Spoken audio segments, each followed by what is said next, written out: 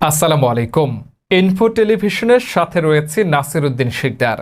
দর্শক, আজকে আপনাদেরকে জানাবো বাংলাদেশ চলচ্চিত্রের ৮০-র দশকের কিংবদন্তি নায়ক বুলবুল আহমেদ এর জীবন কাহিনী।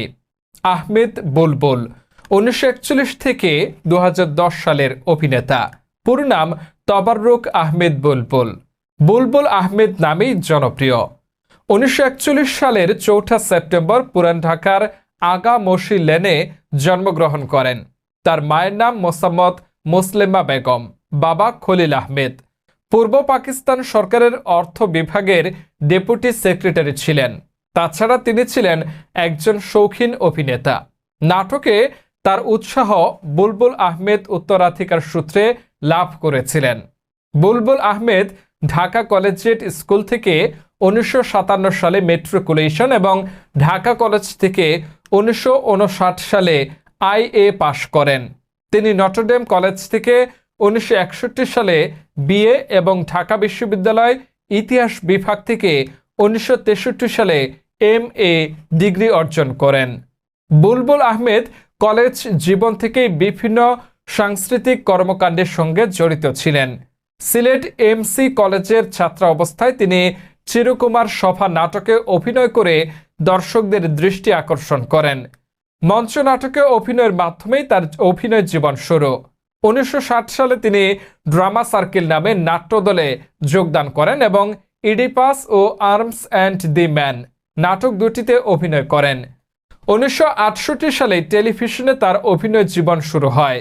সে সময়ে অভিনেতা হিসেবে তিনি বুলবুল আহমেদ নাম গ্রহণ করেন। আব্দুল্লাহ ইউসুফ ইমাম পরিচালিত ইয়ে করে বিয়ে ১৯৭২ সালের এই ছবিতে অভিনয়ের মাধ্যমে তার চলচ্চিত্র জীবনের সূচনা হয়। উক্ত ছবিটিতে তিনি একটি পার্শ্ব চরিত্রে অভিনয় করে দর্শকের দৃষ্টি আকর্ষণ করেন। এর পরের বছরে তিনি জীবন নিয়ে জুয়া ছবিতে একটি প্রধান চরিত্রে অভিনয় করেন। এই অভিনয়ের মাধ্যমে তিনি ইলেকট্রনিক মিডিয়ায় নিজের শক্ত অবস্থান প্রতিষ্ঠা করেন। অভিনয়ের দক্ষতা এবং দৃষ্টিনন্দন অভিব্যক্তি নিয়ে তিনি শরৎচন্দ্র চট্টোপাধ্যায়ের দেবদাস উপন্যাসের চলচ্চিত্র ভাষ্যে দেবদাসের চরিত্রে অভিনয় করেন। ছবিটি পরিচালনা করেন চাষী নজরুল ইসলাম। মঞ্চ এবং চলচ্চিত্রে অভিনয়ের পাশাপাশি তিনি রাজলক্ষ্মী, শ্রীকান্ত এবং আকর্ষণ ছবিতে অভিনয় করেন।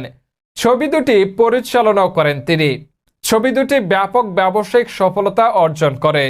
তাছাড়া তিনি ওয়াদা, ভালো মানুষ, মহানায়ক, গরম হাওয়া, কত যে আপন ছবিতে অভিনয় করেন এবং পরিচালনা করেন।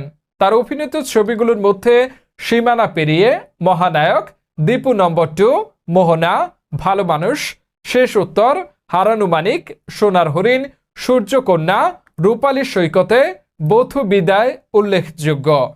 শেষ বিকালের মেয়ে, বরফ গলা নদী, আরেক ফাল্গুন, ইডিয়ট, মালঞ্চ, বড় দিদি, সুফা ও এইসব দিনরাত্রি তার জনপ্রিয় নাটক। তার অভিনয় দক্ষতা তাকে দেশ ও বিদেশে পরিচিত করে তোলে। বুলবুল আহমেদ তার অভিনয়ের স্বীকৃতি স্বরূপ 4 বার জাতীয় চলচ্চিত্র পুরস্কার লাভ করেন। এতক্ষণ ইনফো টেলিভিশনের সাথে থাকার জন্য সকলকে ধন্যবাদ।